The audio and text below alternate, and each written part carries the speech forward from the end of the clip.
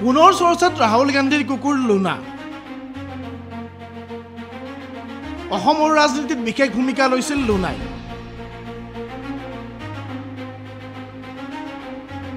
লুনাই biscuit খোৱাৰ বাবে সলনি হৈছিল অসমৰ ৰাজনৈতিক প্ৰেক্ষাপট। এইবাৰ ভাৰত জোড়ো যাত্ৰাত অংশ ল'লে লুনাই। ৰাহুল গান্ধীৰ সৈতে খোজত খোজ মিলাই যাত্ৰা। পুনৰ চৰ্চালৈ আহিছে ৰাহুল গান্ধীৰ কুকুৰ লুনা। অসমৰ ৰাজনৈতিক প্ৰেক্ষাপট সলনিত বিশেষ ভূমিকা আছে লুনাৰ। লুনাই বিস্কুট খোৱাৰ বাবে দৰাচলতে অসমৰ ৰাজনৈতিক প্ৰেক্ষাপট সলনি হৈছিল। এটা ৰাজনৈতিক দলৰ পৰা আন এটা ৰাজনৈতিক দললৈ মানুহ গৈছিল। সেই লুনাই এতিয়া পুনৰ চৰ্চাত। কংগ্ৰেছৰ ভাৰত জোড়ো যাত্ৰাত অংশ লোৱা দেখা গ'ল এই বিশেষ কুকুৰটো। শনিবাৰে ৰাহুল গান্ধীয়ে তেওঁৰ ভগ্নী প্ৰিয়ংকা গান্ধী বাদ্ৰাৰ প্ৰিয় পোহনীয়া কুকুৰটোৰ সৈতে খোজ কাঢ়ে। হাৰিয়ানাত দেখা যায় এই দৃশ্য।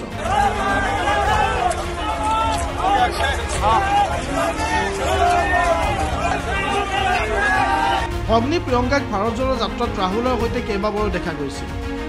কেইদিনমান আগতে ভাৰত জোড়ো যাত্ৰাৰ মাজতে ৰাহুলে তেওঁৰ ভনীয়েকৰ কপালত চুমা খাই এখন বিশেষ ফটো ছ'চিয়েল মিডিয়াত শ্বেয়াৰ কৰিছে। এতিয়া ৰাহুলে প্ৰিয়ংকাৰ পোহনীয়া কুকুৰ লুনাৰ সৈতে খোজ কাঢ়িছে। এই ছবিখনো ভাইৰেল হৈ পৰিছে ছ'চিয়েল মিডিয়াত। পোহনীয়া কুকুৰটো গল্ডেন ৰিট্ৰিভাৰ প্ৰজাতিৰ এটা কুকুৰ। শনিবাৰে ৰাতিপুৱা ৰাহুলে কুকুৰটোৰ সৈতে হাৰিয়ানাৰ ৰাস্তাত খোজ কঢ়া দেখা গৈছিল। ছবিখন শ্বেয়াৰ কৰা হয় কংগ্ৰেছৰ টুইটাৰ হেণ্ডেলত। টুইটাৰটোৰ শিৰোনামাত লিখিছিল, লুনাইও এইবাৰ ভাৰত জোড়ো যাত্ৰাত যোগদান কৰিছে। আনহাতে প্ৰিয়ংকাই ককায়েকৰ সৈতে তেওঁৰ প্ৰিয় পোহনীয়া জন্তুৰ ফটো দেখি আনন্দিত হৈ পৰিছে। তেওঁ টুইটাৰত ৰাহুল আৰু লুনাৰ ফটো শ্বেয়াৰ কৰিছে।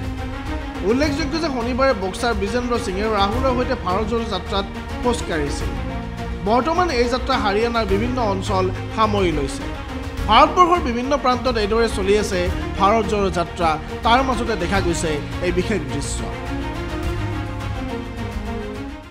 ৰাহুল গান্ধী আৰু কুকুৰ প্ৰায়ে চৰ্চাত থকা এটা বিষয়। এইবাৰ ভগ্নী প্ৰিয়ংকা গান্ধী বাদ্ৰাৰ কুকুৰ লুনাৰ সৈতে খোজ কাঢ়িলে ৰাহুল গান্ধীয়ে। ভাৰত জোড়ো যাত্ৰাত অংশগ্ৰহণ কৰিলে লুনাই। এই ফটো আৰু ভিডিঅ' এতিয়া ভাইৰেল হৈ পৰিছে ছ'চিয়েল মিডিয়াত। আৰু ছ'চিয়েল মিডিয়াত বহু কংগ্ৰেছীয়ে এই ফটো আৰু ভিডিঅ' টুইট কৰিছে, লিখিছে এতিয়া কুকুৰেও অংশগ্ৰহণ কৰিছে ভাৰত জোড়ো যাত্ৰাত আৰু কুকুৰেও মুক্তি বিচাৰিছে এইখন ভাৰতবৰ্ষত। নমস্কাৰ, চাই থাকিব প্ৰাগ নিউজ ডিজিটেল।